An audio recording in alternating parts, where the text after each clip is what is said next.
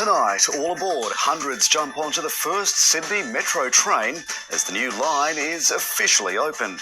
Hello, I'm Jeremy Fernandez. This is ABC News.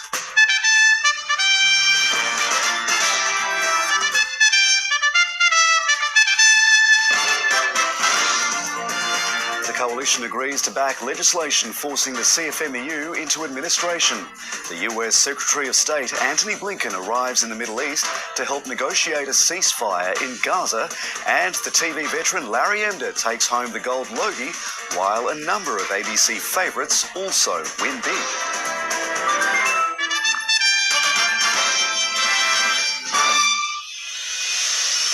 It's been called Sydney's biggest transport transformation since the Harbour Bridge was built. After 7 years of construction and $21.6 billion, the Sydenham to Chatswood Metro line finally opened today, and there were plenty of people keen to hop aboard. It was a party on the platform as the first Metro pulled into Sydenham Station for the 4:54am service. These guys are much more committed than me. I'm just here just for the fun, for the vibe, just living off the excitement. Hundreds of train spotters and curious commuters began queuing as early as 1am to check out the new ride. So finally having a transport line that's fully wheelchair accessible at every station, level access boarding, is going to be a huge game changer for people like me. While the opening was delayed for more than a fortnight, in the end the trains ran right on time, every 4 minutes. 1, 2, 3, Sydney Metro! And there were plenty of rave reviews. It feels like the good old Paris Metro. I think it's definitely awesome. It definitely cuts down a lot of time between Sydney to get to the northern side of Sydney. The Transport Minister's 6-year-old son Dylan had a front row view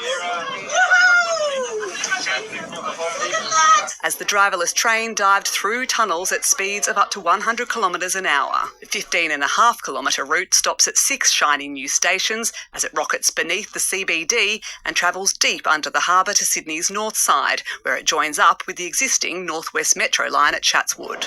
A trip from Sydenham to Barangaroo takes 13 minutes, while a journey under the harbour from Victoria Cross in North Sydney to the city takes just 2 minutes. This is the biggest change to the way our city moves since the Harbour Bridge has opened. This train will be able to carry more people than the Harbour Bridge and the tunnel combined during the peak hour. After the system passed its first morning peak test with flying colours, the Premier also gave it his tick of approval. You holding on?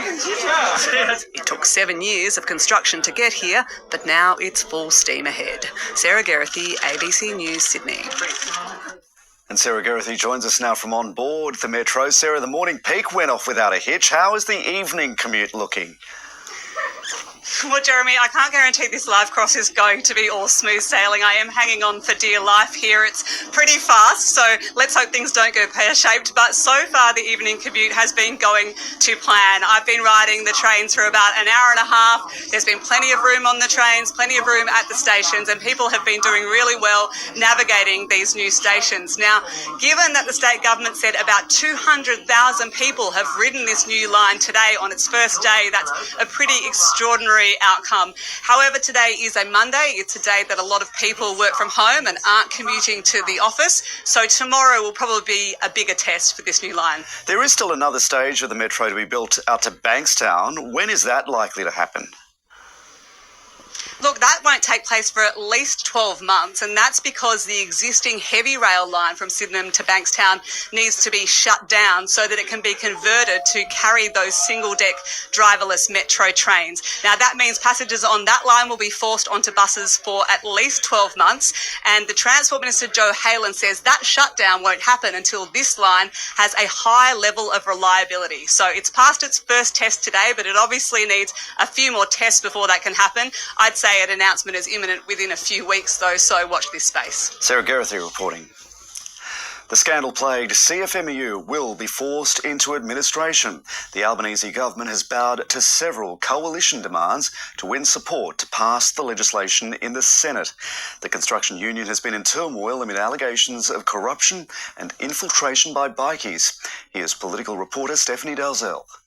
Senator Watt's party. Stalling, haggling, and arm wrestling. They spent the best part of 3 days curling up into a little ball. Tell me when you're ready. Political tactics. The bill that was tabled by the minister in the Parliament 4 sitting days to go looked like, quite frankly, it could have been drafted by John Setka. Proceed a parliamentary deal. We are now in a position to provide passage of that bill. On the back of allegations the union's been infiltrated by organised crime, the federal government's pushing new laws to force it into administration. It's now secured the coalition's support by agreeing to a minimum 3-year period of administration, additional parliamentary scrutiny, potential life bans for officials, and the blocking of union money to political parties. The time for corruption, criminality, violence and bikies in Australia's construction union and the industry is coming to an end. There'll be a greater transparency, and for us that means that the business that you're doing should be a lot more predictable, and for those that have been suffering bullying and intimidation, that's finished. For the Greens, the legislation's rushed and far-reaching. Anytime the Coalition and Labor join together to do one of these kinds of attacks, I think warning bells should go off. The CFMEU has labelled this legislation shameful and unnecessary, saying allegations of criminality should be dealt with by a court rather than Parliament. The government secured an early win with this deal, but the construction union is only just beginning its fight back. Stephanie Dalzell, ABC News, Canberra. The state opposition leader has told Peter Dutton that any attempt to take over the New South Wales Liberal branch would be premature. Politicians in Canberra are nervous about the effectiveness of the party machine in the wake of last week's council nominations blunder. Mark Speakman says there's still time to sort out the mess, even if that were to involve legal action. As the government celebrated the opening of the Metro, the Liberals were out reminding voters who funded it. It would never have been built under Labor. Transformational coalition infrastructure. Advertising was printed and a massive moving billboard arranged to arrive right on cue. But the opposition leader still thinks the party's organisational powers failed when it really counted. It is beyond my comprehension. It is beyond my comprehension. Despite blaming head office for its failure to nominate about 140 candidates for council elections, he's backing a legal challenge to try to get an extension from the Electoral Commission. This is not shirking responsibility for what happened last week, but we owe it to our party members to explore any opportunities there might be legally to rectify this situation. Does anyone truly believe that we would be working around the clock to get an independent or minor party or a Green party or someone from the crossbench onto a ballot paper if they forgot to nominate? It's just not believable. After the sacking of State Secretary Richard Shields, Party President Don Harwin is defying internal calls for his resignation. So far, he has the leader's backing. I haven't seen any evidence that Mr. Harwin is implicated in the mistakes that were made last week with the nomination process. Watching all of this unfold is a nervous federal Liberal Party. With an election on the horizon, its powerful executive will meet next month to consider intervening in the New South Wales branch. Mark Speakman says he's talked to Peter Dutton twice in the past week, but is asking for a reprieve. Well, I think it's premature at the moment. But with 2 state by-elections looming, he says the party needs to get in shape. Nick Dole, ABC News, Sydney. The US Secretary of State Antony Blinken is meeting with Israel's Prime Minister Benjamin Netanyahu as part of a last-ditch effort to broker peace in the Middle East. Secretary Blinken says now could have been the decisive moment for a ceasefire and the last opportunity to get Israeli hostages returned. But Hamas brushed off US peace hopes, saying any new proposal is biased towards Israel, as renewed airstrikes killed more than 24 Palestinians. Another day in Gaza brings more missiles from the sky. This Israeli strike in the central part of the Strip killed 5 people. Gaza's Ministry of Health says 29 Palestinians have been killed in the last 24 hours, including young quintuplets. US Secretary of State Antony Blinken has touched down in Israel to push for peace. This is a decisive moment, probably the best maybe the last opportunity to get the hostages home, to get a ceasefire. But the region remains on edge, and the militant group Hamas says it won't accept America's latest proposal for a ceasefire in Gaza. Hamas says the proposal includes new conditions from Israel which it can't accept, such as a continuing Israeli military presence inside Gaza, ongoing Israeli control of the border with Egypt, and no terms for a permanent ceasefire. The group also says Israel's not agreeing to a fair exchange of Palestinian prisoners for Israeli hostages held inside Gaza. Israel says it also won't compromise on elements of the deal, but wants Hamas to face more pressure. We are holding very complex negotiations in which the other side is a murderous terrorist organisation that is unbridled and obstinate. Tension is rising. In Tel Aviv, police are investigating whether an explosion that killed one man was a failed suicide bombing. We still don't know. We're checking everything. It may be an act of terror or a crime. The terrorist option is more likely. In Gaza, aid groups are calling for an urgent pause in the war to head off a full-blown outbreak of polio. More than 600,000 children need to be vaccinated in the coming weeks. We're tired of this life we're living. No food, no drink, no medicine. What are we supposed to do? Without a ceasefire, it could be impossible to prevent another public health catastrophe for Gazans. Eric Dvorchak, ABC News, Jerusalem. The Ukrainian army has blown up a second bridge in Russia's Kursk region. It's released footage of this airstrike, saying it's trying to hinder Russian forces from resupplying. The bridge is north of another crossing that Ukrainian soldiers destroyed on Friday. Nearly 2 weeks after it invaded Russia, there are indications the Ukrainian army may try to hold the land it's seized. President Volodymyr Zelensky says Kyiv is aiming to create a buffer region in Russia's south to inflict further losses on Moscow. Kamala Harris is getting ready to formally accept the Democratic presidential nomination at the party's convention this week. Ahead of the 4-day event in Chicago, Ms. Harris and her running mate Tim Walz have been touring the crucial swing state of Pennsylvania by bus. The vice president is narrowly ahead of Donald Trump in what's considered to be a must-win state in the race for the White House. The Democratic convention kicks off tomorrow. President Joe Biden is expected to be among the speakers on day one. Brittany Higgins' legal team has told a court she will not be called to give evidence in her own defence in the defamation trial brought by the Liberal Senator Linda Reynolds. Ms. Higgins' lawyer, Rachel Young, has told a court in Perth she did not think she needed to call evidence from Ms. Higgins to win the case. Ms. Young also said her client's medical state affected that decision. Senator Reynolds' defamation action centres around social media posts by Ms. Higgins, which she claims damaged her reputation and caused her distress. Ms. Higgins had been expected to give evidence next week. Ms. Higgins' defence relies in part on the truth defence, claiming Senator Reynolds did mishandle the rape allegation and did not fully support her. A large fire has destroyed a barge that was moored in Sydney Harbour. Emergency crews received multiple calls about a fire on a boat in Berry Bay about 7 o'clock last night.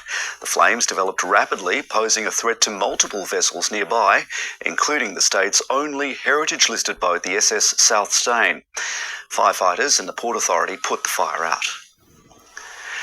He declared himself television's most axed man, but now Channel 7's Larry Emder is feeling the love after winning the industry's top award, the Gold Logie. The ABC also scooped up statuettes in several categories.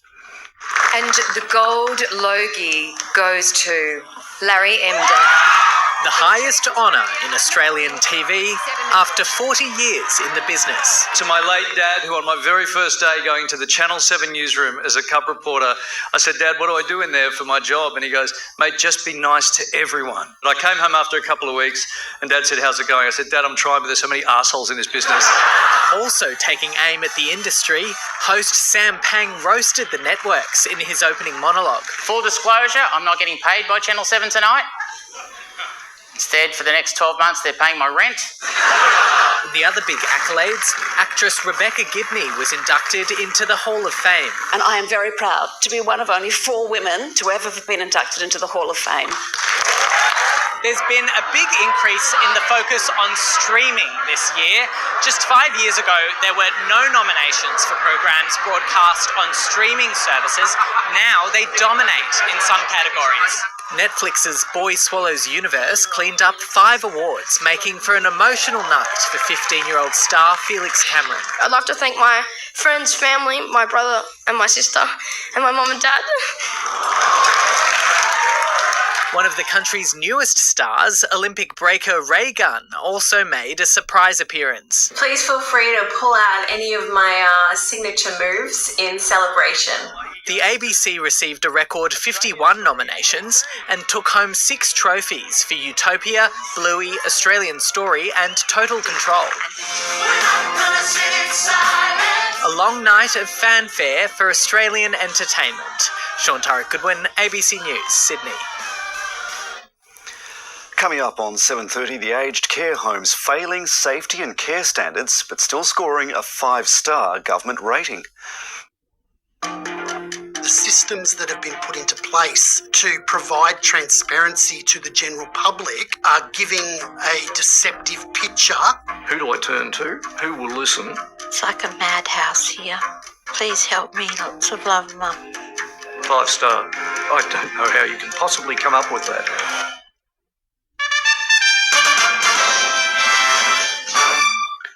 The newborn foal of black caviar has died just a day after its champion mother was euthanized. Black caviar gave birth to the foal on Saturday just before she was put down after succumbing to the hoof disease laminitis. Today, Connections confirmed the foal, a colt sired by Schnitzel, died last night. In a statement, the ownership group thanked the veterinary team for its efforts in caring for both the champion mare and her colt. They say the foal received world-class veterinary care around the clock, but could not be saved. The group also thanked the public for the many tributes to Black Caviar as a much-loved and admired racehorse. For many kids, problems with language and literacy often don't show until they start learning to read. But an innovative screening tool developed in the UK can be used on children under 5 to identify language disorders early. It's being trialled at schools across Tasmania with the hope that early intervention will improve literacy.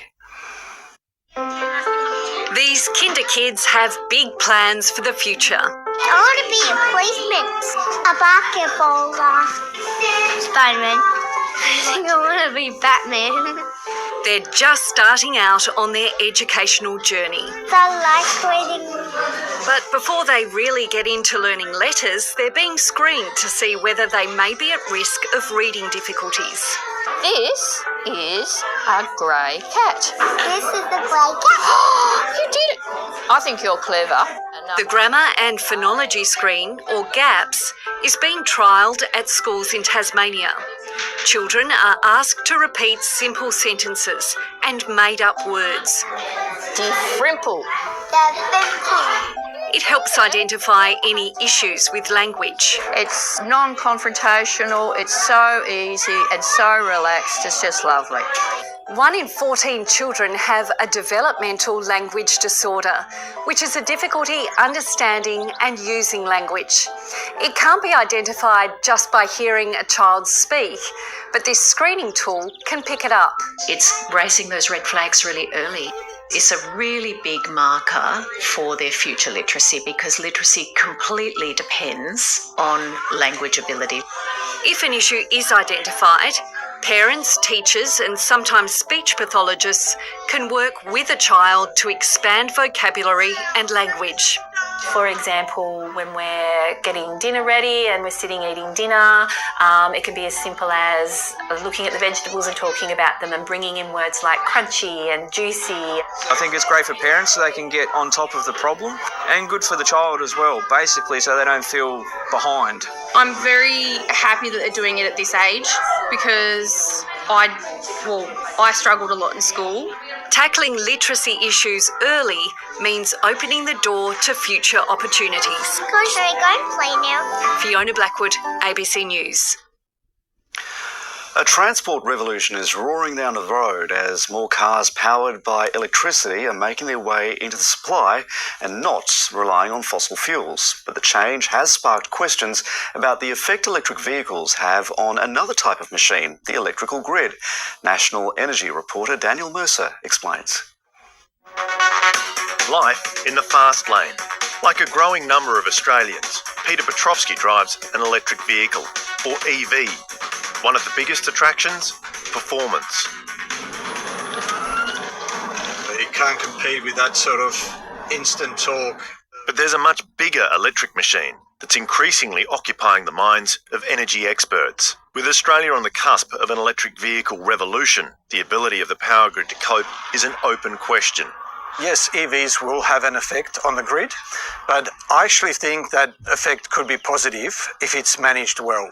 EVs accounted for close to 10% of all new cars sold in Australia in the first quarter of this year, up from just 4% in 2022. It's a trend that's only expected to gather pace as the federal government targets sales of 50% by 2030. I don't think anyone disagrees with the notion that the long-term future is electric.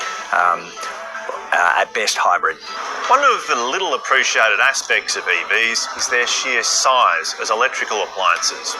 Compared with most other devices, they are huge. And while that might not be a problem when they're being charged slowly, fast charging them can add significantly to a household's demand for power.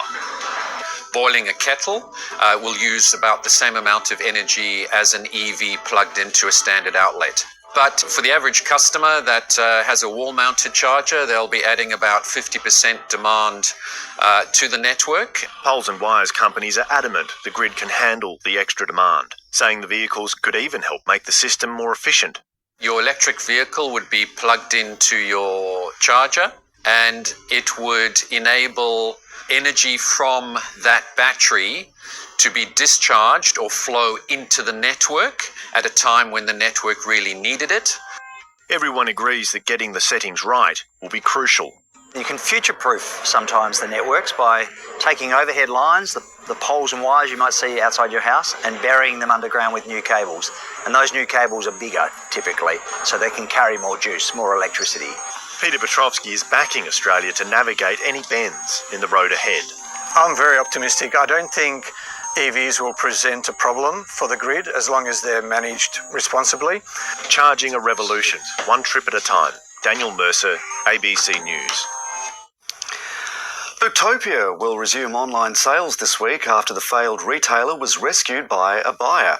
Its new owner, electronics chain DigiDirect, has committed to honouring all gift cards issued in the last 12 months. However, it can't refund customers who've been waiting for unsent orders or send out the books that they did buy. We will be guiding those customers towards their credit card providers where they can to try and get what they can from those providers and work with them as best as we can.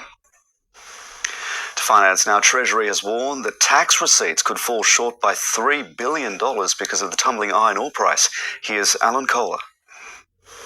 Treasurer Jim Chalmers issued a statement last night with Treasury's analysis of the iron ore market, pointing out that the price of Australia's largest export was now $81.80 US a tonne, below the price the Treasury had assumed for the budget, which was $83. Now, I must confess to being rather confused by this because when I look on Bloomberg, the iron ore spot price is $92.85. The answer is that Treasury's assumed price is FOB. That is, it doesn't include freight. Everyone else quotes CFR, which does include it. Now, these are the two lines on the graph, FOB and CFR, with Treasury's assumption as a green dotted line. Now, I suppose the main reason for yesterday's statement, apart from warning us that tax receipts will be short $3 billion, and don't blame us, was to show that they got it right and that it's not a hollow log after all. The iron ore miners and their shareholders will be hoping the Treasury is not right about what happens next, which is that it keeps falling to $60 US a tonne. FOB, of course, which means an actual CFR spot price of about $70. So as discussed, the iron ore price fell to a new two-year low of $92.85 over the weekend, but the big one on commodity markets is gold, up 2% to a new all-time record high above $2,500 US an ounce. The iron ore miners all fell, but the market closed with a small rise. It's 7th in a row, which is the longest winning streak since 8 in a row in January. A2 Milk dropped almost 20% after missing profit expectations, while software firm Nuix jumped 25% after beating them. The US market bounced back from a fall on Friday, and the Aussie dollar went up against the US dollar but fell against the yen and the Kiwi. And that's finance. The injured Penrith superstar Nathan Cleary was back at the club today as he tries to return to the field in time for the NRL finals. The Panthers halfback injured his shoulder on Thursday night in his side's close loss to the Storm. It was a recurrence of the same issue he suffered earlier in the season. Brad Schneider or Jack Cole will replace Cleary for Saturday's game against Canberra, but the club is confident he'll be part of a push for his side's 4th straight premiership. Oh, after the game, he was pretty gutted, but he's in there ripping in. I know he's rehab already, so he's in good spirits, and he probably just can't wait to get back. Australian cyclist Caden Groves has won the second stage of the Vuelta a España to claim his first victory of the year.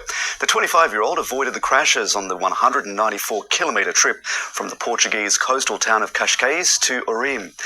In a sprint finish, Groves crossed the line ahead of the new overall leader, Belgian Wout van Aert. It's the 5th time that Groves has won a stage at the Vuelta. Polish rider Kasia Niewiadoma has seen off a strong challenge from the defending champion Demi Vollering to win her first Tour de Femmes title. Vollering won the final stage at the Alpe d'Huez, but Niewiadoma's 4th place was enough for her to claim the Tour victory by only 4 seconds. Australian Sarah Gigante finished 7th in the overall standings. Let's take a look at the weather now, and Tom, a taste of spring this week. Jeremy, our state can look forward to the warmest weather since April during the coming week, although we can still expect the odd shower, just like we saw in Sydney before sunrise this morning. Now, the city's run of mild minimums continued this morning. A low of 12 was 3 above the average. That's the 11th consecutive night in double digits. Across the west, temperatures overnight were as much as 7 above average. Now, today brought a mixture of sun and cloud. We reached 19 in the city, 1 above average, and 19 to 20 across the west. Now, today's light showers near the coast continues a wet year for Sydney, although rain has eased off during the past couple of months.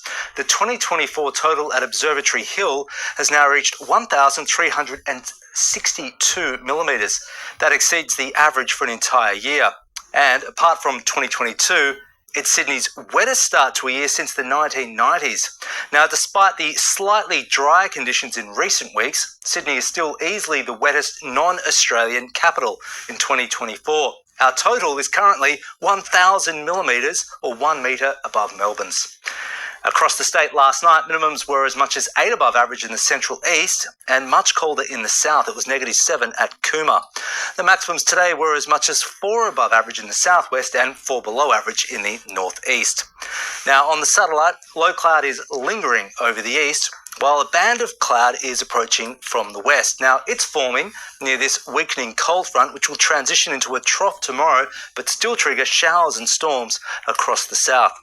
Around the country, a high chance of showers for all southern capitals. However, for Canberra and Hobart, they're unlikely until late afternoon.